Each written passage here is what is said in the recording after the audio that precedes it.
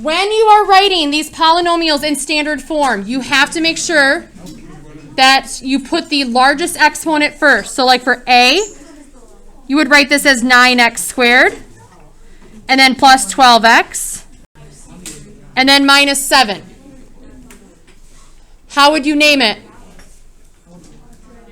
This is a quadratic trinomial. Quadratic because the largest exponent is a 2. Trinomial because there are 3 terms. For part B, again, your largest exponent has to come first. This is a negative 5x cubed. This is a positive 4x squared.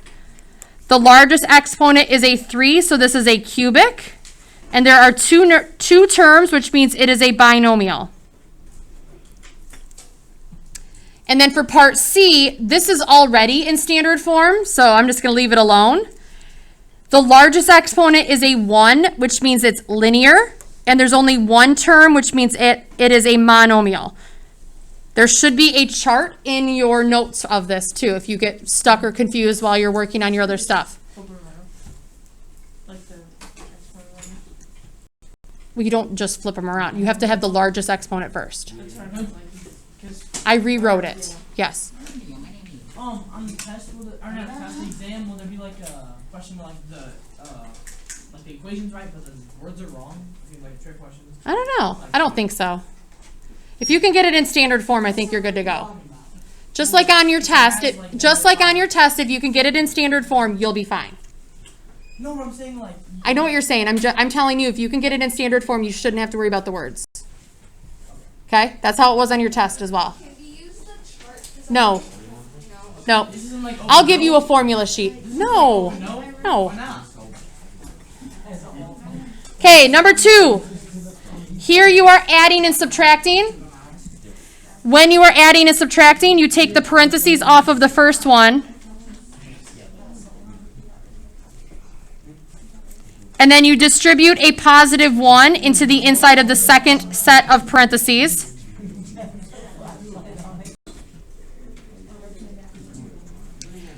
And then combine like terms.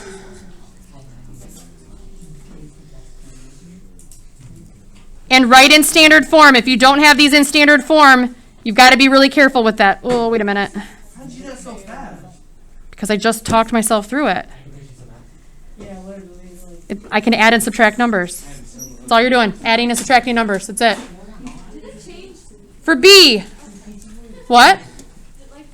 Do you have the same worksheets for the same class every year? No. Especially not this year. This year is all new stuff.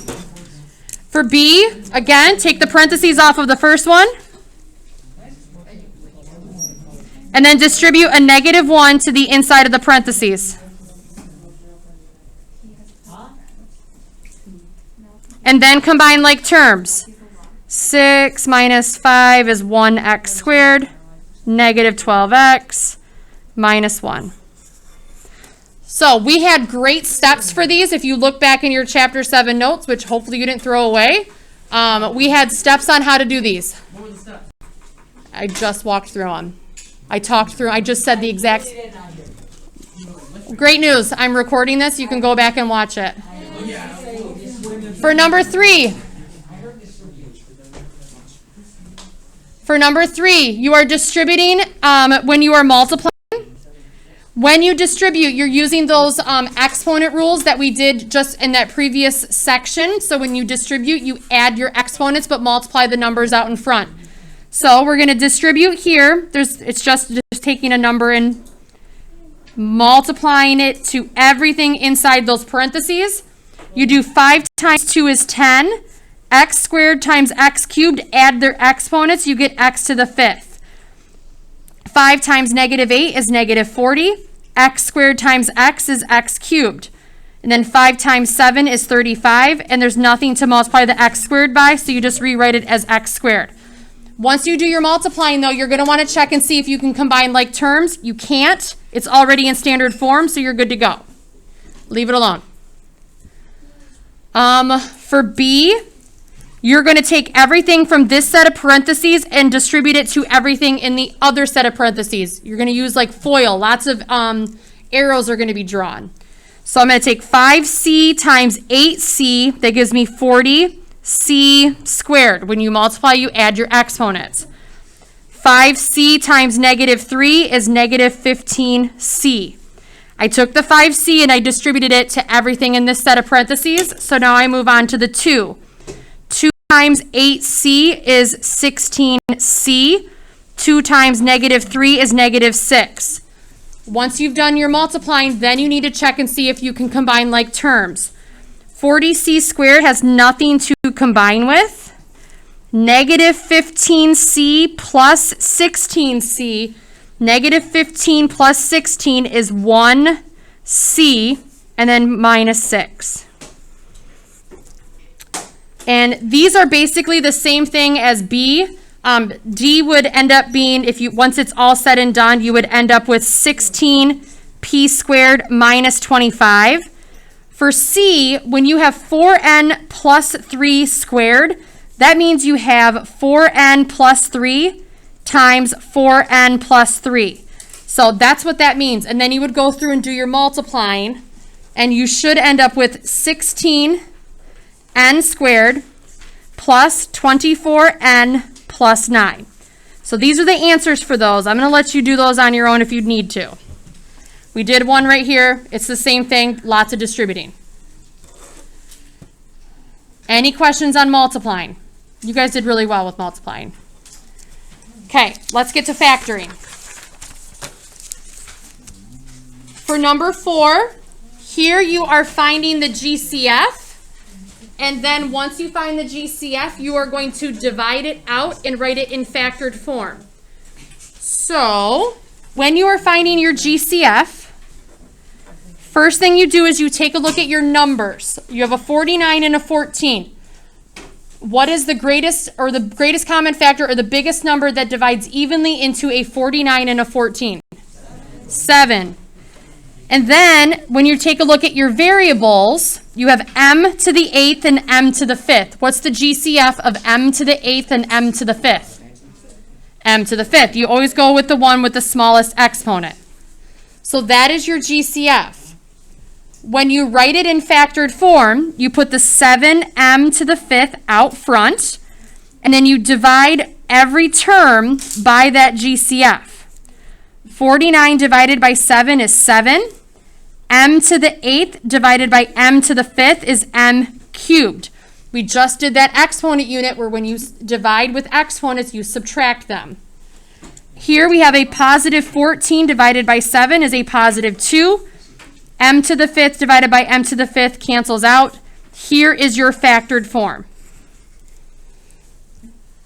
You're going to do the same thing with letter B here. So first thing we're going to do is we're going to look for our GCF. So we have an 18, a 24, and a negative 36. What is the largest number that divides evenly into all of those? 6. And then looking at the variables, what's the largest variable that we're going to use? X to the 3rd power. Good.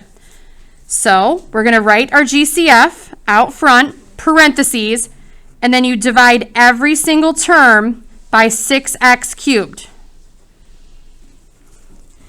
18 divided by 6 is 3. X to the 6th divided by x cubed. Subtract their exponents, you get x cubed. 24 divided by 6 is 4. X cubed over x cubed, they actually cancel each other out. And then negative 36 divided by 6 is negative 6. X to the 5th divided by x cubed. Subtract their exponents, you get x squared. That is your final factored form right there. Any questions on those ones? Because now it gets a little more difficult.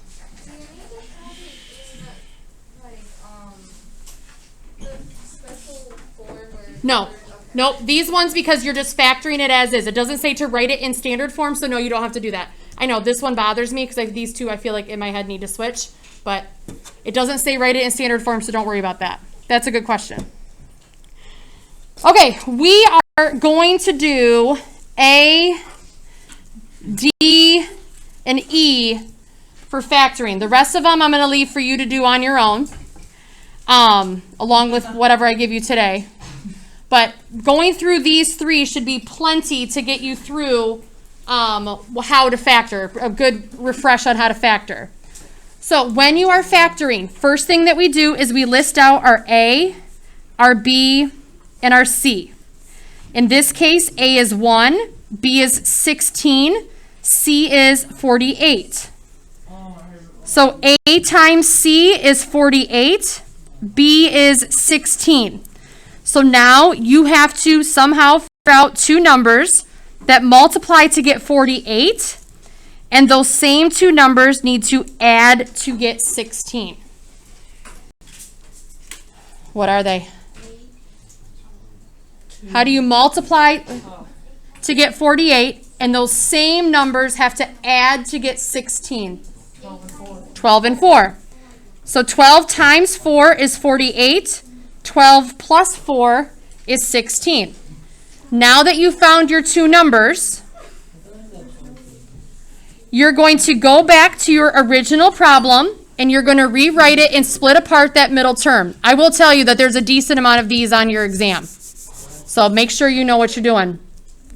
So we're going to rewrite and split apart that middle term. So we have x squared plus 12x plus 4x plus 48. And then you split it in half. And then you do your GCFs. And you do the same thing every single time you factor. Like, honestly, I should probably just be able to show you this one and be done, because you do the same thing over and over and over again, but we will do two more. So looking at x squared and 12x, what is their GCF? Just an x. So if you divide an x out of both of those terms, x squared divided by x, you're left with x. Positive 12x divided by x, you're left with a positive 12. Then you do the same thing over here. What's the GCF of 4x and 48? What? After school? I'm trying to go over stuff. After school? Positive 4x and 48 is a positive 4. So divide by 4. You're not going to have time now. So then you divide this out, and 4 divided by 4 is 1, so you're left with x. 48 divided by 4 is a positive 12. Grab your, see, this is where you can, like, I keep telling my geometry kids, this is where you check yourself. You have 2x plus 12s, that's a good thing. So grab one of those. And then we have an x and a plus 4 for your GCFs. That's your other set of parentheses. So that's the answer for A. You do the same thing every single time. For D, same thing. List out your A, your B, and your C. A is 3. B is 10. C is negative 8. We're going to do the same exact thing that we just got done doing. So then you do A times C. 3 times negative 8 is negative 24. B is 10. So now you're trying to find two numbers that multiply to get a negative 24, and those same two numbers add to get 10.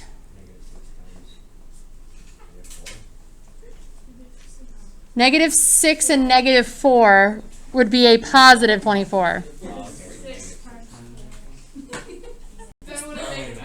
That wouldn't give you 10. You're going to have to wait a second. Okay, I don't know what to do then. What are the two numbers? 12 and negative 2. Yep. Okay, these are your two numbers. So now you go to the original problem and you split apart that middle term. So we have 3x squared plus 12x minus 2x minus 8. Split it up. Look for your GCFs. So with 3x squared and a positive 12x, what's their GCF? 3x, good. So then you divide everything by 3x. 3 divided by 3 is 1. X squared divided by x is just x. Positive 12 divided by 3 is a positive 4. X over x, they cancel each other out. Do the same thing on the other side. What's the GCF with negative 2x and negative 8? 2. But remember, you look out front. That is a negative sign, so this has to be negative as well. So then we divide everything by negative 2. Negative 2x divided by negative 2 is a positive x. Negative 8 divided by negative 2 is a positive 4. Check yourself and look, you've got both of those are x plus 4s. Grab one of those. And then your GCFs are 3x and a minus 2. And that is your final answer. The rest of them are kind of the same. This one, your B will just be 0. And I think there's not very many like that. So that's factoring. For tonight, what I would